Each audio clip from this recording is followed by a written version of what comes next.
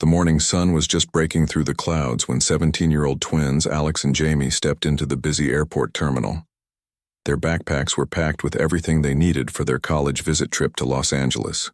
Both were excited but trying to play it cool, the way teenagers do when something big is happening in their lives. Their father had surprised them just 2 days earlier with first-class tickets. He'd walked into the kitchen while they were eating breakfast and slid the boarding passes across the table with a big smile. "Congratulations on graduating," he'd said. "Time to see how the other half travels." The twins had never flown first class before. Actually, they'd only been on a plane a couple of times in their entire lives. As they walked through the terminal, Alex kept checking his phone for the gate number while Jamie looked around at all the shops and restaurants. The airport was busier than they'd expected for a Tuesday morning. Families were saying goodbye. Business people were rushing past with their rolling suitcases, and announcements echoed overhead every few minutes. "Gate 12A, Alex said, pointing down the long hallway. "Dad said we should get there early since it's our first time flying alone." They found their gate and settled into the uncomfortable plastic chairs to wait. Jamie pulled out her phone and started taking pictures. "Mom's gonna want to see everything," she said, snapping a selfie with Alex. Their mother had been nervous about them traveling alone even though they were 17 and about to head off to college in the fall. When boarding was announced, the twins listened carefully as the gate agent called different groups. "First-class passengers, you may now board," came the announcement. Alex and Jamie looked at each other with excitement and maybe a little nervousness. They handed their boarding passes to the gate agent, who scanned them and smiled. "Have a great flight," she said. Walking down the narrow bridge to the plane, Jamie whispered, "I can't believe we're really doing this." The flight attendant at the door greeted them with a professional smile and pointed toward the front of the plane. "First class is right up there," she said. The twins walked past the small galley kitchen and into the first-class cabin. It was nothing like the pictures they'd seen online. The seats were huge, covered in soft leather, and each had its own little TV screen. There were only 12 seats total, arranged in a 2-2 pattern. Alex found their row and checked the seat numbers twice. 2A and 2B, he said. "That's us." They settled into their seats, and Jamie immediately started exploring all the buttons and features. "Look, the seat reclines all the way back," she said, pressing a button that made her seat lean backward. "And there's a place to put your feet. Up." Alex was looking around the cabin, noticing the other passengers. Most were older, dressed in business suits or expensive-looking clothes. A few were already working on laptops or reading newspapers. One man in the row behind them was talking loudly on his phone about some business deal. That's when Alex started noticing the looks. At first he thought maybe he was imagining it, but then he caught an older woman in the front row turning around to stare at them. When their eyes met, she quickly looked away. A man across the aisle glanced over several times, then leaned over to whisper something to the woman sitting next to him. "Do you notice people looking at us?" Alex whispered to his sister. Jamie had been too excited about the fancy seat to pay attention, but now she looked around. "Yeah, actually. Maybe they think we're celebrities or something," she joked, but her smile didn't quite reach her eyes. The flight attendant who had greeted them at the door walked up to their row.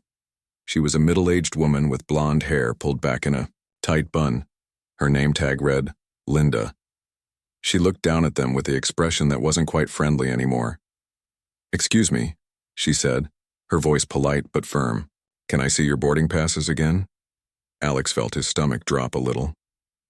"Sure," he said, pulling the passes out of his pocket. "Is something wrong?"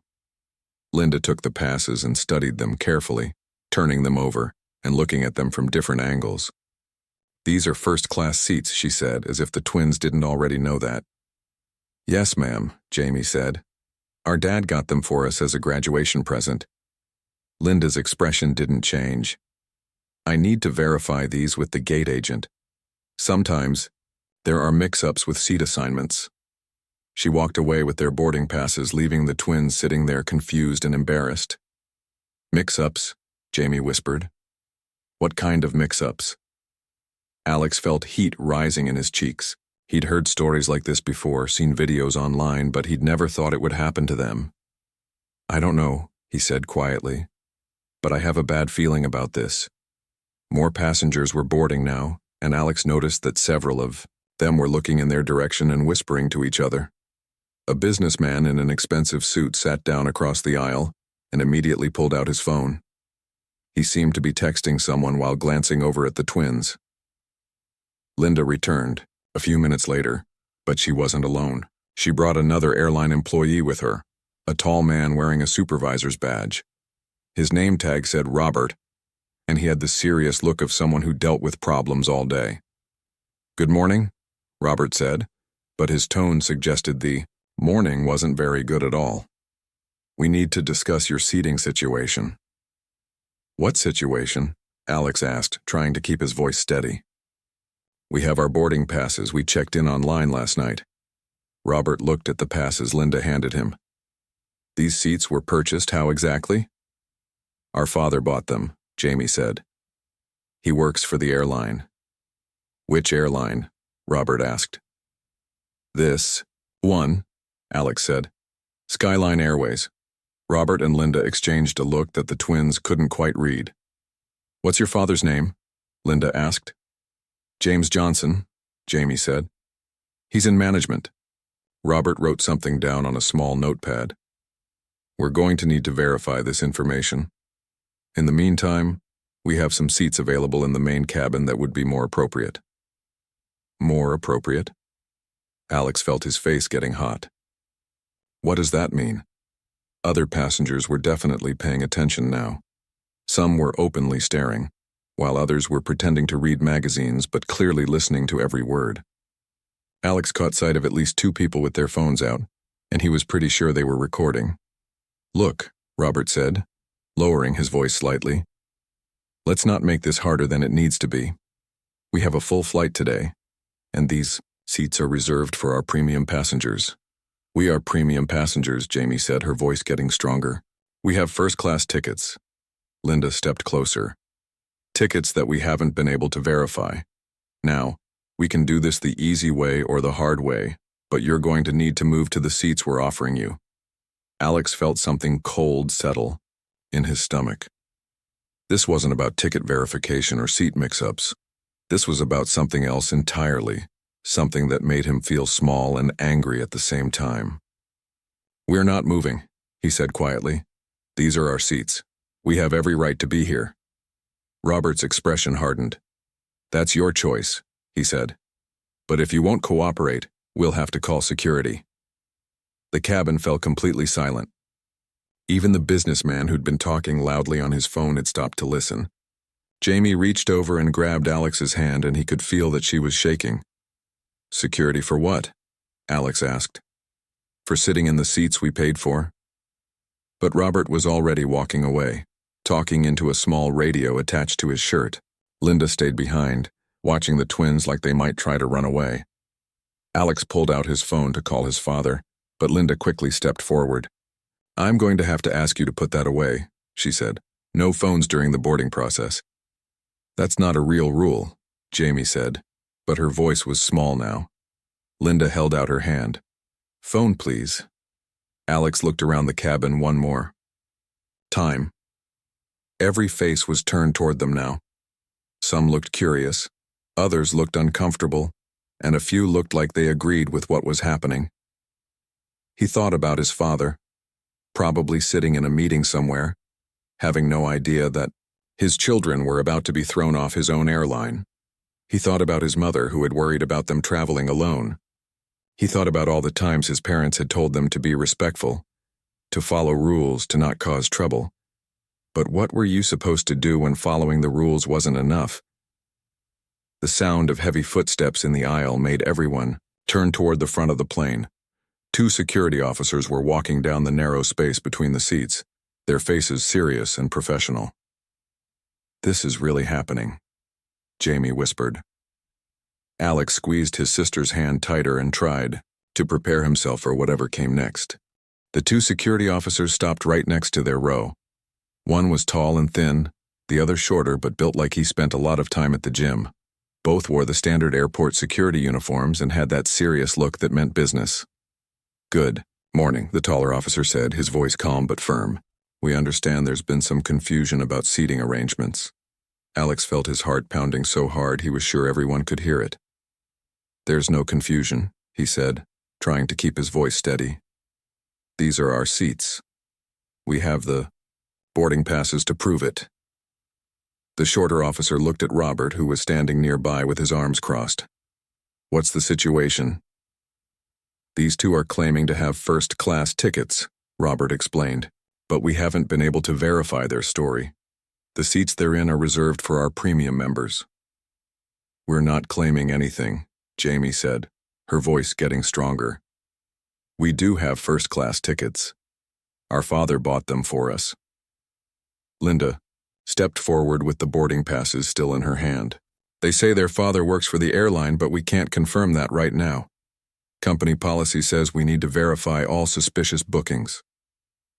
The word suspicious hung in the air like a bad smell. Alex felt his face getting hot. "Suspicious? How?" he asked. "What makes our tickets suspicious?"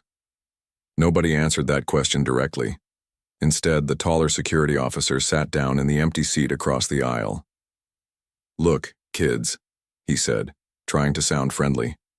"This doesn't have to be a big deal. The airline has some nice seats in the main cabin. You'll still get to your destination. But these are our seats," Jamie said, and Alex could hear that she was trying not to cry. "We didn't do anything wrong." By now, the entire first-class cabin was watching. Some passengers were pretending to mind their own business, but Alex could see them listening to every word. A few were openly staring, and at least 3 people had their phones out. "Ma'am, I'm going to need you to put that phone away," the shorter officer said to a woman in the front row who was clearly recording. "I'm just taking pictures of my breakfast," the woman said, but she didn't put the phone down. Alex noticed that other passengers were being more sneaky about it. One man was holding his phone low like he was texting, but the camera was pointing right at them. A woman behind him had her tablet out and was definitely recording. "This is ridiculous," said a voice from the back of the first-class section. Everyone turned to look at an older man in an expensive suit. "I fly this airline twice a week, and I've never seen anything like this. Those kids have boarding passes. Let them sit down so we can take off." "Sir, we appreciate your concern," Robert said, "but this is a security matter now." "Security matter?" the man shot back. "What's the security threat? 2 teenagers sitting in their assigned seats?" A woman in the row behind the twins leaned forward. "Maybe there's more to the story than we know," she said quietly, but loud enough for everyone to hear. "Sometimes people try to sneak into first class." Alex felt like he'd been slapped. "We're not sneaking anywhere," he said, turning around to face her. "We have tickets just like everyone else." "Then why won't you just move to the other seats?" the woman asked. "If you're innocent, what's the big deal?" Jamie stood up suddenly, and for a moment Alex thought she was going to say something she'd regret, but instead she looked around the cabin at all the faces staring at them. "The big deal," she said, her voice shaking but clear, "is that we shouldn't have to prove we belong here more than anyone else. We showed our boarding passes. We followed all the rules. But somehow that's not enough." The cabin fell silent. Even the flight attendants seemed uncomfortable now. The taller security officer stood up. "Okay, that's enough discussion. We need to resolve this situation now. You can either move to the seats being offered, or we'll have to escort you off the plane." "Off the plane?" Alex couldn't believe what he was hearing. For what? For sitting in our assigned seats? For refusing to cooperate with airline staff, Robert said. "That's a federal offense." Alex felt panic rising in his chest. This couldn't be happening. Not to them. Not like this. "Can I please call my father?" he asked. "Just to clear this up?" Linda shook her head. "Not until we're done here." "What about our mother?" Jamie asked. "Can we call her?" "No phone calls," the shorter officer said. "Not until this is resolved." A flight attendant Alex hadn't seen before walked up to the group. She was younger than Linda, maybe in her 20s, and she looked uncomfortable with the whole situation. "Excuse me," she said quietly to Robert. "The captain is asking about the delay." We have a schedule to keep. Robert nodded. Tell him we're handling it. The young flight attendant glanced at the twins, and Alex thought he saw sympathy in her eyes. Maybe we could just verify their tickets through the system, she suggested. We tried that, Linda said quickly. The system is down. Alex noticed something in the way Linda said that. Too quick, too defensive. What do you mean the system is down? He asked. Technical difficulties, Robert said. It happens sometimes. But the young flight attendant looked confused. I just used the system to check on another passenger, she said. It's working fine. An uncomfortable silence fell over the group. Linda and Robert exchanged a look that Alex didn't like at all. Look, the older man in the expensive suit said, standing up. I'm a lawyer, and I travel for business constantly. This whole thing seems wrong to me. These kids have boarding passes, they're not being disruptive, they're not causing any safety issues. What's the real problem here? Sir, please take your seat, the shorter security officer said. I'll take my seat when someone explains to me what law these children have broken, the lawyer said firmly. More passengers were starting to speak up now. A woman across the aisle said, I saw them check in at the gate just like everyone else. Another man said, their boarding passes looked fine to me. But there were other voices too. Rules are rules, someone said from the back. If the airline says move, you move. Alex felt like he was in the middle of a nightmare. Half the cabin was defending them, half seemed to think they deserved whatever was happening. And through it all, Robert and Linda stood there like they were just doing their jobs. Final decision, the taller security officer said. You can walk off this plane on your own or we can escort you off. But you're not staying in these seats. Jamie grabbed Alex's arm. What do we do? She whispered. Alex looked around the cabin, one more time. At the passengers recording everything on their phones. At the flight attendants who wouldn't meet his eyes. At the security officers who were just following orders. At Robert and Linda, who had decided from the moment they saw two black teenagers in first class that something must be wrong. We didn't do anything wrong, he said loudly enough for everyone to hear. We have every right to be here. That's your choice, the shorter officer said, reaching for his radio. We'll do this the hard way then. As the officers moved closer, Alex heard Jamie whisper, Dad's going to be so upset when he finds out about this. If only she knew, Alex thought, just how upset their father was going to be. And not just because his children were being treated unfairly, but because they were being treated unfairly by his own company. The last thing Alex saw before the officers reached for him was a passenger in the front row shaking her head and saying, to her husband, this is going to be all over the news by tonight. She had no idea how right she was. The airport security office was nothing like what Alex had imagined. It was just a small windowless room with gray walls, fluorescent lights that hummed too loud, and 3 plastic chairs that looked like they came from a school cafeteria. He and Jamie sat side by side, still in shock about what had just happened. 20 minutes earlier, they'd been walked off the plane in front of everyone. The security officers had been professional about it, not rough or mean, but firm. Alex remembered the faces of the other passengers as they passed each row. Some looked embarrassed, others curious, and a few seemed satisfied that the problem was being handled. How long do we have to stay here? Jamie asked for the 3rd time. She'd been asking questions since they sat down, but nobody was giving them real answers. The security supervisor, a tired-looking woman named Officer Martinez, looked up from her paperwork. Until we sort this whole thing out, she said. Your parents have been notified. You called our parents? Alex felt his stomach drop. Their mother was probably panicking right now. Standard procedure when minors are involved in airline incidents, Officer Martinez explained. Your mother should be here within the hour. Alex put his head in his hands. This was getting worse by the minute. Not only had they been kicked off the plane, but now their mom was driving to the airport, probably scared out of her mind about what had happened to her kids. Can we at least know what we're being accused of? Jamie asked. Because honestly, we still don't understand what we did wrong. Officer Martinez looked at her computer screen. According to the report filed by Skyline Airways staff, you were asked to move to different seats due to a booking error, and you refused to comply with crew instructions. That's not what happened, Alex said firmly. There was no booking error. They just decided we didn't belong in first class. That's a serious accusation, Officer Martinez said, raising an eyebrow. It's a serious situation, Jamie shot back. We had valid tickets. We showed them multiple times, but somehow that wasn't enough. Meanwhile, 30,000 feet above them, Flight 447 was finally in the air, running an hour behind schedule. The passengers were settling in for their cross-country journey, but many couldn't stop talking about what they'd just witnessed. In seat 3A, the lawyer who had spoken up for the twins was typing furiously on his laptop. He was writing an email to his law firm's civil rights division, describing what he'd seen. This was textbook discrimination, he wrote. Those kids did nothing wrong except exist in a space where someone decided they didn't belong. A few rows back, the woman who had been recording everything was uploading the video to her social media accounts. You won't believe what I just saw on my flight, she typed. 2 teenage kids thrown off a plane for literally no reason except the color of their skin. This is 2024, people.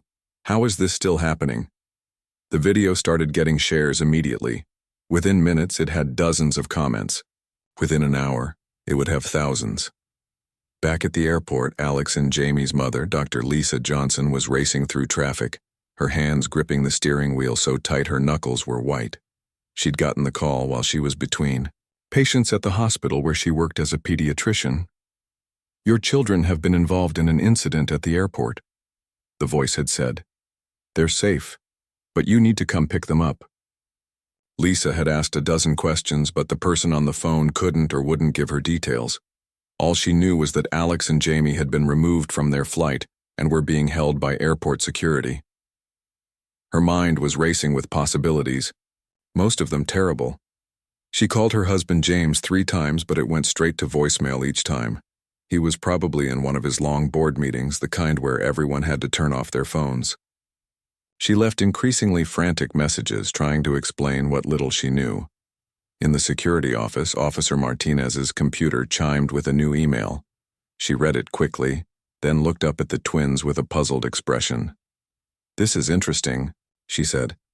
I just got a message from Skyline Airways management. They want to review the security footage from the gate and the plane. Why? Alex asked. Doesn't say. But apparently this incident has gotten some attention higher up the chain.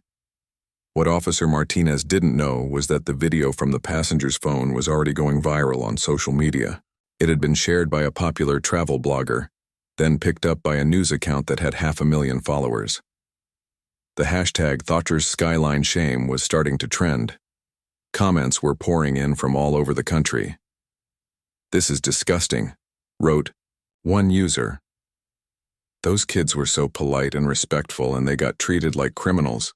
Another person shared their own story.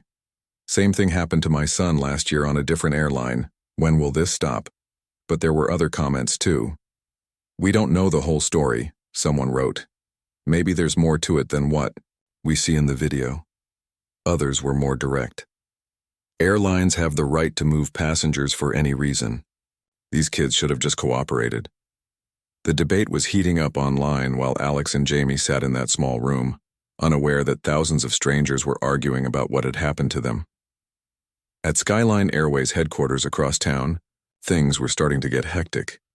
The customer service department had received dozens of calls in the past hour, most of them complaints about the viral video. The social media team was trying to figure out how to respond to the growing backlash. Carla, the head of public relations, was pacing in her office while watching the video for the 5th time. This looks bad, she said to her assistant. Really bad. Do we know anything more about these kids? Working on it, her assistant replied. But the video speaks for itself. They seem like normal teenagers who got treated unfairly. Have we reached out to the family yet? Legal department says not to contact them directly. They're worried about liability. Carla shook her head. Liability? We should be worried about our reputation. This thing is spreading fast. She was right. The video had now been shared thousands of times across different platforms. News outlets were starting to pick it up. A reporter from Channel 7 News had already called, asking for a statement about the incident. Back in the security office, Jamie was getting restless. She'd been checking her phone every few minutes, but she couldn't get a signal in the windowless room. "When can we leave?" she asked. "When your mother gets here," Officer Martinez said. "And when Skyline Airways decides what they want to do about this situation." "What do you mean, what they want to do?" Alex asked. Officer Martinez looked uncomfortable. "Well, technically, they could press charges for disrupting a flight." "Press charges?" Jamie's voice went up an octave. "For what? For sitting in our assigned seats?" "For refusing to follow crew instructions," Officer Martinez said. But even, she didn't sound convinced. Alex felt sick. The idea that they could actually get in legal trouble for this was terrifying. "But we didn't do anything wrong," he said quietly. "I know, kid," Officer Martinez said, and for the first time her voice was gentle. "Between you and me, I've seen the security footage from the gate. You two were nothing but polite and respectful. This whole thing," she shook her head. "Then why are we still here?" Jamie asked. "Because sometimes the system moves slowly," Officer Martinez said. "And sometimes it takes a while for the right people to get involved and fix things." She had no idea how right she was about the right people getting involved. At that very moment, James Johnson was walking out of the longest board meeting of his career, finally turning his phone back on, to find 17 missed calls and 43 text messages. His phone immediately started buzzing with more calls. The first one was from his wife, and her voice was shaking when she answered. "James, thank God," Lisa said. "Something's happened to the kids. They're at the airport. Security called me. I'm almost there." "What? What happened? Are they hurt?" "I don't know. They won't tell me anything except that they were removed from their flight." "James, I'm scared." James was already heading for the elevator, his mind racing. "Which flight? What airline?" "Skyline Airways. Flight 447 to Los Angeles." James stopped walking. Skyline Airways. His airline. His company had done something to his children. "I'll meet you there," he said, already running toward his car as he drove toward the airport. His phone kept buzzing with calls from his office. Something big was happening. Something that required the CEO's immediate attention. But James ignored every call that wasn't from his wife. He had no idea that in about 30 minutes, he would walk into that small security office and discover that the biggest crisis of his professional career was also the biggest crisis of his personal life, and that the two were about to collide in a way that would change everything. James Johnson's hands were shaking as he pulled into the airport parking garage. In the 15 minutes it had taken him to drive there, he'd received 12 more calls from his office. Each voicemail sounded more urgent than the last. "Mr. Johnson, we have a situation developing on social media," his assistant had said in the first message. "A video involving our airline is going viral. We need your input immediately."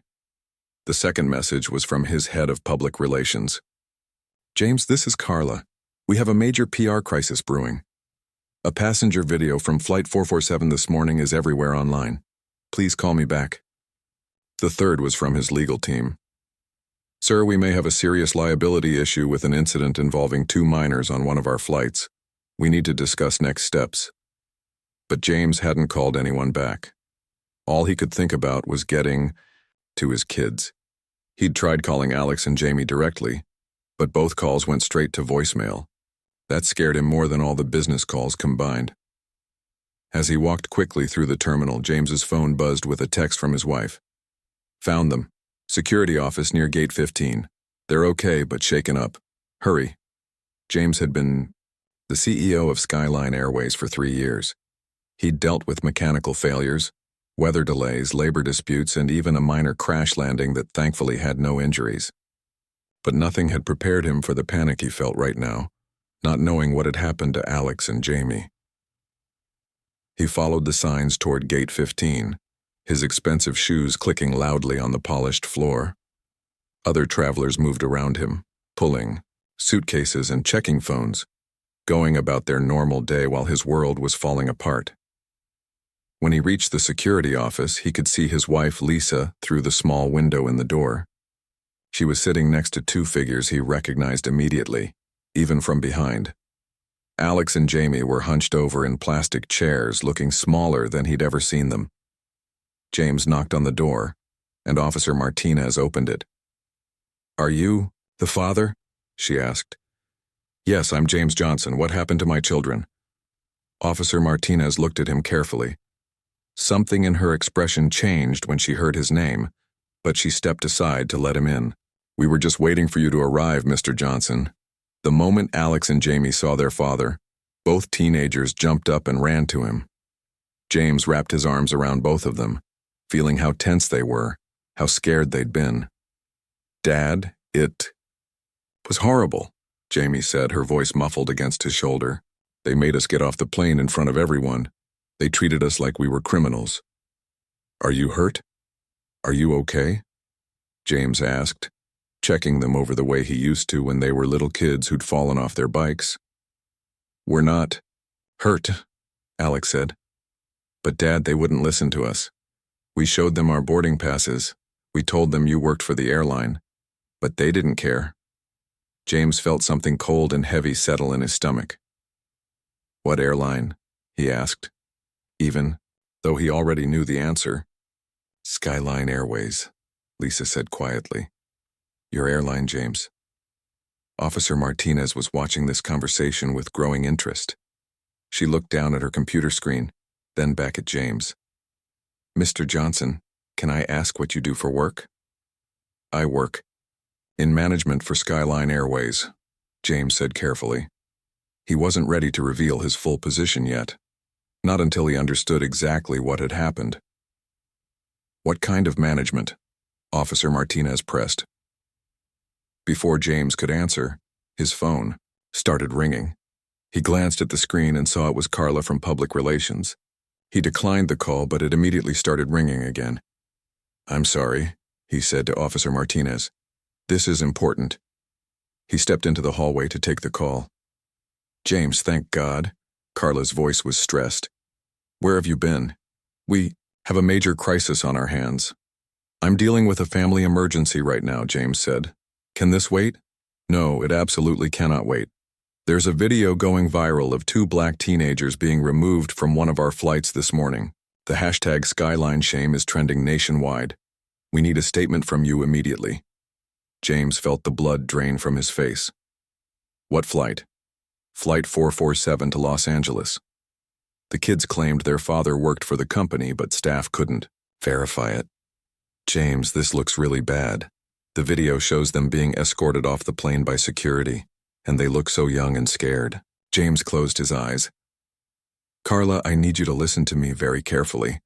Those two teenagers, they're my children." The silence on the other end of the phone lasted so long that James thought the call had dropped. "Carla, are you there? Your children?" Her voice was barely a whisper. "Alex and Jamie Johnson. They're 17 years old and they're my kids. And according to what I'm hearing, my own airline just humiliated them in front of a plane full of passengers."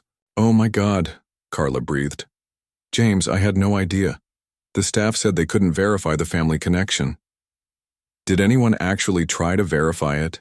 James asked, his voice getting harder. "Did anyone call my office? Did anyone check the employee database? Or did they just decide that two black kids couldn't possibly belong in first class?" Carla didn't answer immediately, which was answer enough. "I want a full report on my desk within the hour," James continued. "I want to know everyone who was involved in this decision. I want to see all the security footage. And I want Robert Martinez and Linda Stevens in my office first thing tomorrow morning." "How do you know their names?"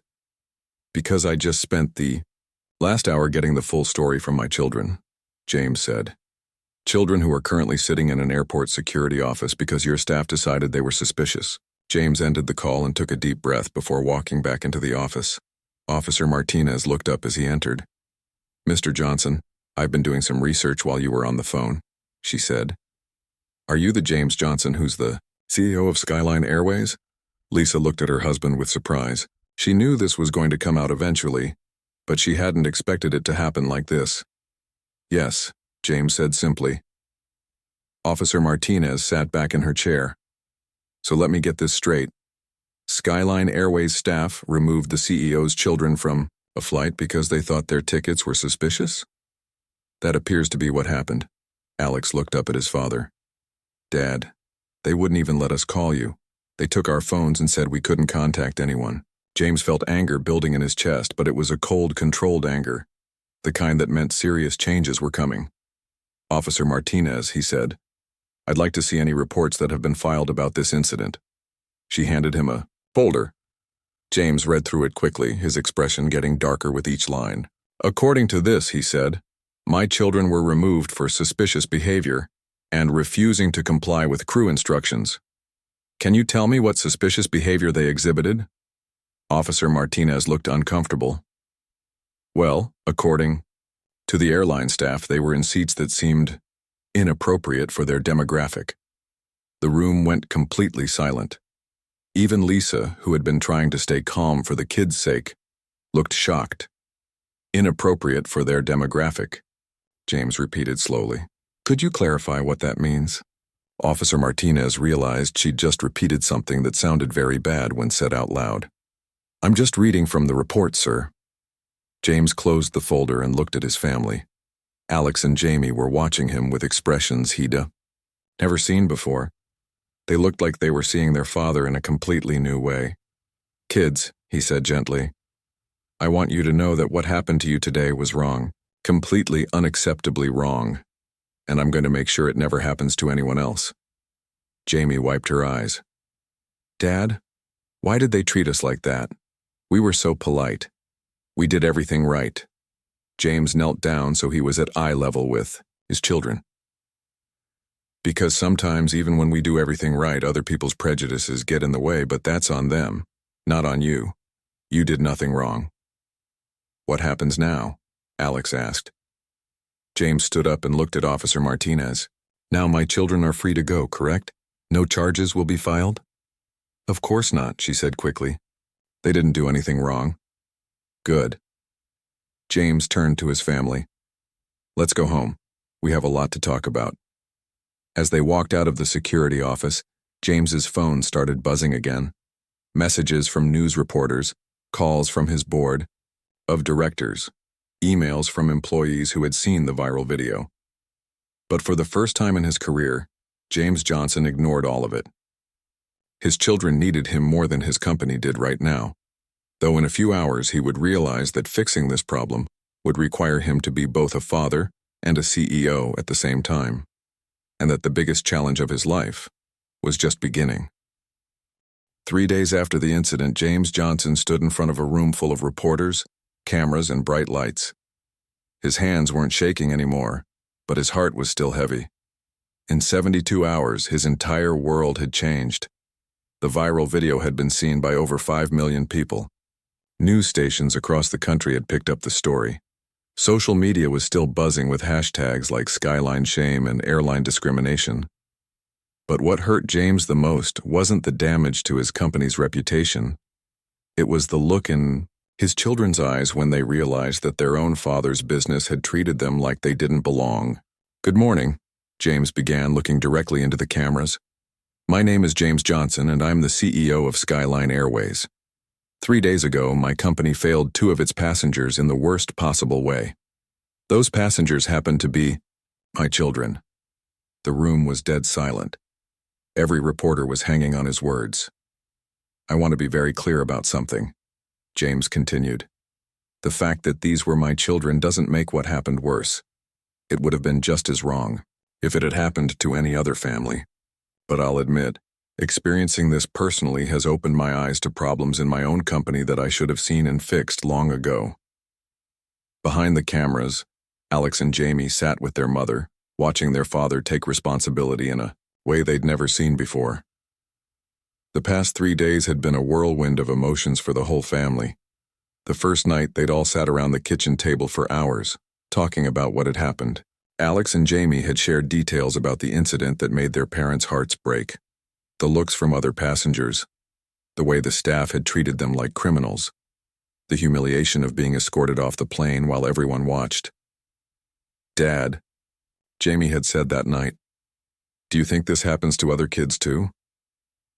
James had been quiet for a long moment before answering. "Yes, sweetheart, I think it probably does, and that's what we're going to change." Now, standing at the podium, James was making good on that promise. After conducting a thorough investigation, he told the reporters, "I can confirm that my children did nothing wrong. They had valid first-class tickets. They were polite and respectful. They followed every rule. But they were still treated as if they didn't belong, simply because of the color of their skin." He paused to let that sink in. "This investigation has revealed that this wasn't an isolated incident. We found evidence of other passengers being treated unfairly based on their race, their age, or their appearance. This stops today." James had spent the previous day firing 3 employees, including Robert and Linda. But he knew that getting rid of a few people wouldn't solve the bigger problem. The problem was in the culture of the company itself. Effective immediately, James announced, "Skyline Airways is implementing a complete overhaul of our policies and training programs. Every employee, from baggage handlers to senior management, will undergo mandatory bias training. We're also establishing a passenger rights board made up of community leaders and civil rights advocates to review our policies and hold us accountable." In the audience, several reporters raised their hands, but James wasn't finished. "We're also creating a new position in our company, Chief Diversity and Inclusion Officer. This person will report directly to me and will have the authority to investigate any complaints of discrimination.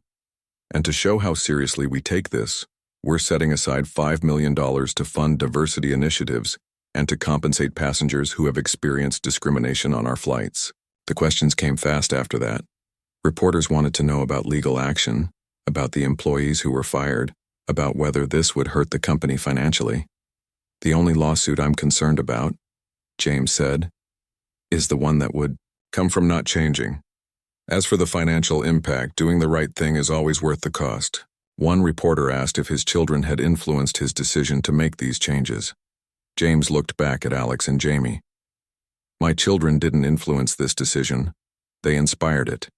They showed me what courage looks like when you stand up for what's right, even when it's difficult. Even when adults are telling you to just accept unfair treatment." After the press conference, the family went home to a house that had been surrounded by news vans for 3 days. But something felt different now. The weight that had been on, all their shoulders seemed a little lighter. "How do you feel?" Lisa asked her husband as they sat on the couch that evening. "Scared," James admitted. "I have no idea if any of this will work. Changing a company culture isn't something you do overnight." "But you're trying," Alex said. "That's what matters." James looked at his son.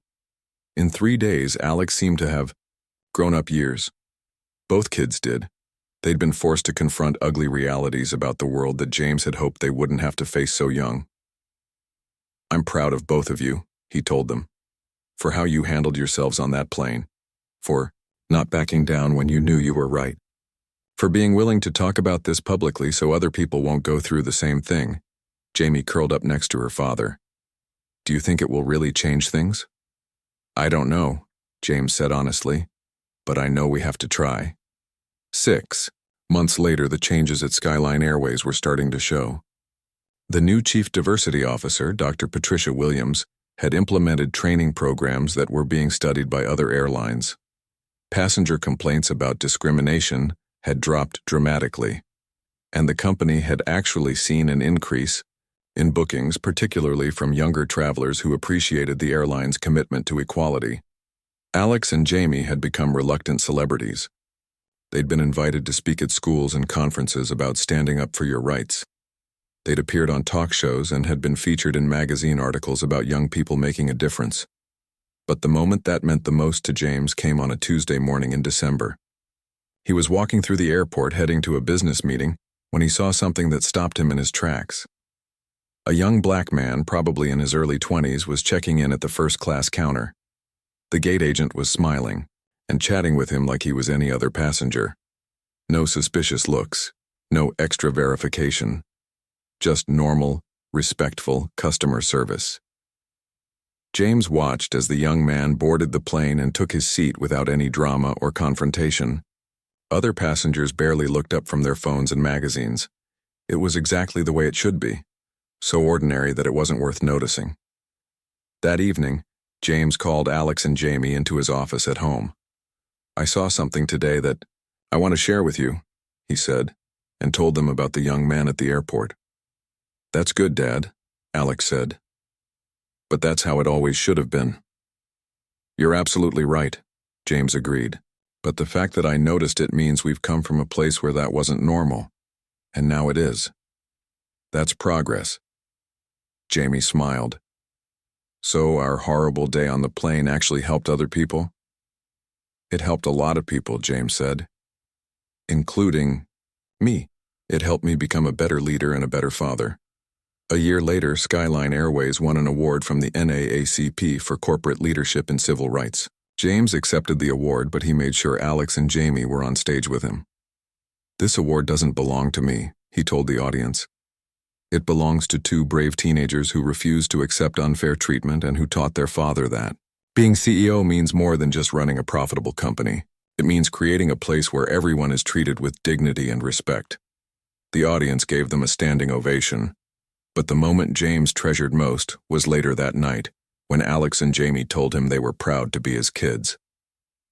It had taken a painful, humiliating experience to get there. But sometimes the worst moments in our lives lead to the most important changes. And sometimes, standing up for what's right, even when it's hard, even when it's scary, can change not just your own life, but the lives of countless other people you'll never even meet. The twins never got to take that original trip to Los Angeles. But they got something much more valuable: the knowledge that their voices mattered, that injustice could be fought, and that even the most powerful people could learn and grow and change. And that sometimes, the most important journeys happen when you're standing still, fighting for what's right.